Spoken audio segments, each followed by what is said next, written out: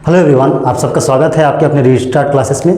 आज हम जो 30 दिनों के बाद होने वाले कलेक्टिव एग्जामिनेशन जो है वेस्ट बंगाल पीएससी का, उसके ऊपर डिस्कस करने वाले हैं। सबसे पहले बता देना चाहूँगा कि वेस्ट बंगाल सिविल सर्विस के बाद सबसे ज़्यादा लोग अप्लाई जिस एग्ज़ाम में करते हैं वह क्लर्कशिप ही है, जिसमें इस बार प्राय 7,14,000 के आसपास एस्पिरेंट एप्लीकेशन दे चुके हैं। आप लोग जानते हैं क्लास 12 पास करके ही कोई भी एस्पिरेंट जिसका उम्र 18 साल हो गया हो वह क्लर्कशिप का एग्ज़ाम के लिए एप्लीकेशन कर सकता है, और इसका एप्लीकेशन पूरा का पूरा हमारे 2023 के दिसंबर मंथ में हो चुका है। लेकिन इसका जो परीक्षा है वह हमारे 2024 के नवंबर मंथ के 16 और 17 तारीख को 2 शिफ्टों में होने वाला है। इसलिए आज का वीडियो बहुत ही महत्वपूर्ण है कि किस प्रकार से आखिरी 1 महीने की रणनीति हो जिससे इस परीक्षा को हम लोग कई बार आराम से पास कर सकें। लेकिन एग्ज़ाम पास करना ही हमारा लक्ष्य नहीं है, हमारा लक्ष्य इस बार सिलेक्शन लेना भी है। यदि कोई स्टूडेंट केवल परीक्षा पास करने को लक्ष्य बना के अगर तैयारी करता है तो वह अपने जो मकसद है कि जॉब लेना है उस मकसद से पीछे हट सकता है। इसलिए आज का वीडियो को पूरा देखिए। आज मैं आप लोगों को क्लियर करना चाहूँगा कि बहुत सारे एस्पिरेंट प्रीलिम्स क्लियर कर जाते हैं पार्ट 1 का परीक्षा, लेकिन फिर भी उनको जॉब नहीं मिलता। पार्ट 2 भी क्लियर कर जाते हैं, फिर भी उनको जॉब नहीं मिलता। तो क्या गलती करते हैं, आज उस गलती को एनालिसिस करेंगे, क्योंकि वह खुद मैं भी इस गलती को कर चुका था 2-3 बार। इसलिए मैं इस एनालिसिस को बहुत ही अपने एक्सपीरियंस से आप सबके लिए लेके आया हूँ। ज़रूर इसको देखिए और समझिए। जैसे 2019 साल में जो हमारा क्लर्कशिप हुआ था West Bengal Public Service Commission के द्वारा, उसमें लगभग 7,227 वैकेंसी थी। उस वैकेंसीज में प्री जो हमारा 25 जनवरी 2020 में हुआ था उसके बारे में मैं बताऊं कि जो कटअप था वह बहुत सारे स्टूडेंट ने क्लियर किया था। जैसे जो कटअप था पार्ट 1 के लिए, जनरल के लिए यूआर अनरिजर्व कैटेगरी के लिए 65, जबकि ओबीसी ए के लिए 43, ओबीसी बी के लिए 56.33 और एससी के लिए 48.67 और एसटी के लिए 29.67। हजारों लाखों की संख्या में बच्चों ने परीक्षाएं पास की थी प्री, लेकिन मेंस में आके उन्होंने एक बहुत बड़ा गलती कर दिया जिसको उन्होंने ध्यान नहीं दिया और अंत में उनका सिलेक्शन नहीं हो पाया। और क्यों नहीं हो पाया ध्यान दीजिएगा। इस एनालिसिस से आप समझ पाएंगे कि ज्वाइनिंग क्यों नहीं हुआ, उनका जॉब क्यों नहीं हुआ।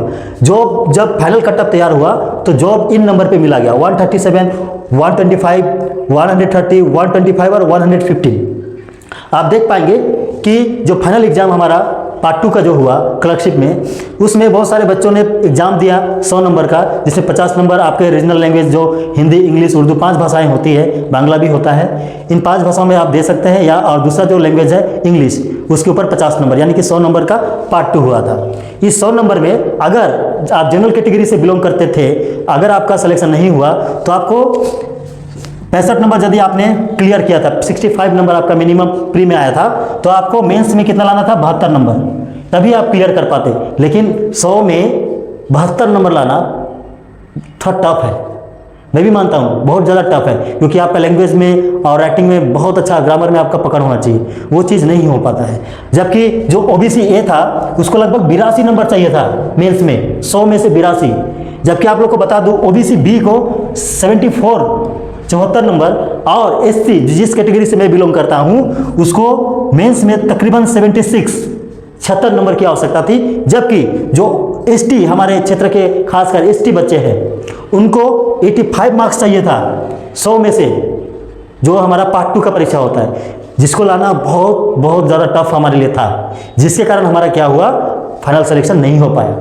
इसलिए इस बार ये गलती ना हो कि हमें मेंस में हाई मार्क्स नहीं लाना है, यानी कि हमें हाई मार्क्स इसमें लाना है प्री में। अगर प्री में मैं जितना ज़्यादा नंबर लाऊंगा, मान लीजिए सपोज अगर प्री में आपका यहाँ पर 80 नंबर होता तो इससे आप 15 माइनस कर देते।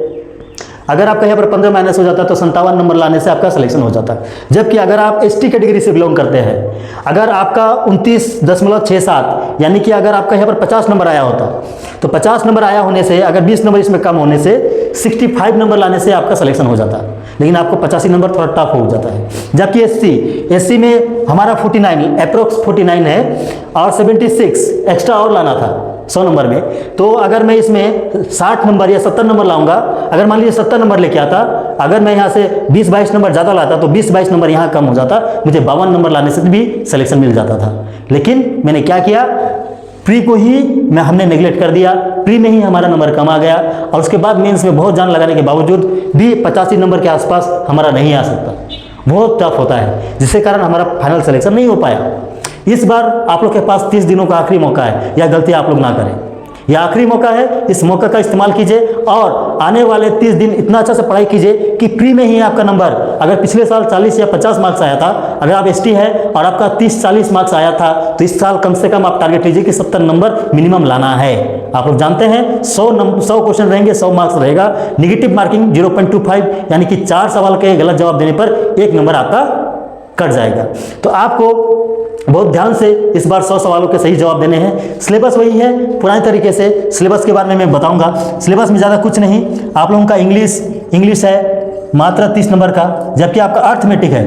अरिथमेटिक क्योंकि इसमें रीजनिंग नहीं रहता, अरिथमेटिक आपका 30 मार्क्स आ जाएगा प्री में, और जनरल अवेयरनेस या जनरल नॉलेज, जनरल अवेयरनेस आपका 40 मार्क्स का, 30, 60 और 40 आपका 100 नंबर। 100 नंबर का जो परीक्षा होने वाला है आज से तकरीबन 29 दिनों के बाद, उस परीक्षा में आप कोशिश कीजिए कि कम से कम आपका 70 से 80 मार्क्स आ जाए। अगर आपका 70 से 80 मार्क्स आता है तो आप समझ सकते हैं कि मेंस में आपको कम से कम और 50 नंबर लाने से आपका सिलेक्शन हो सकता है। इसलिए मिनिमम 70 से 80 नंबर लाना इस बार हमारे SC ST स्टूडेंट के लिए भी बहुत जरूरी है। टारगेट ही होना चाहिए 70 से 80।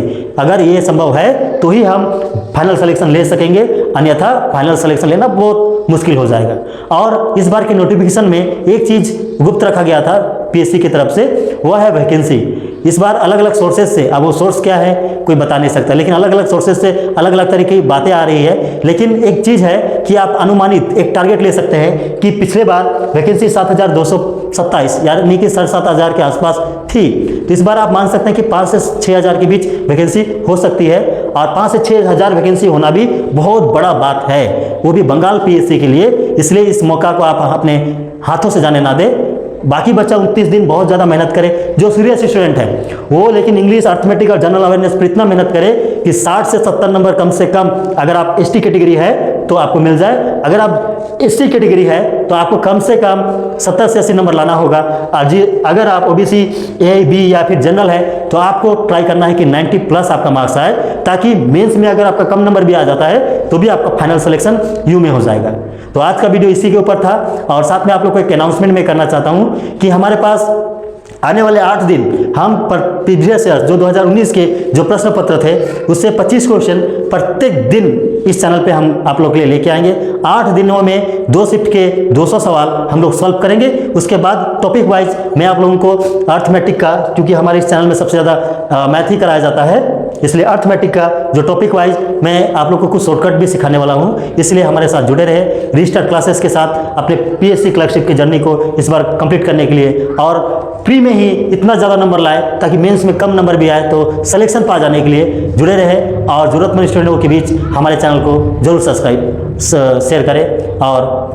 और एक बात, आप लोगों को अगर अपना बेसिक क्लियर करना है तो आप क्लास 9 और 10 के मैथ सीख सकते हैं।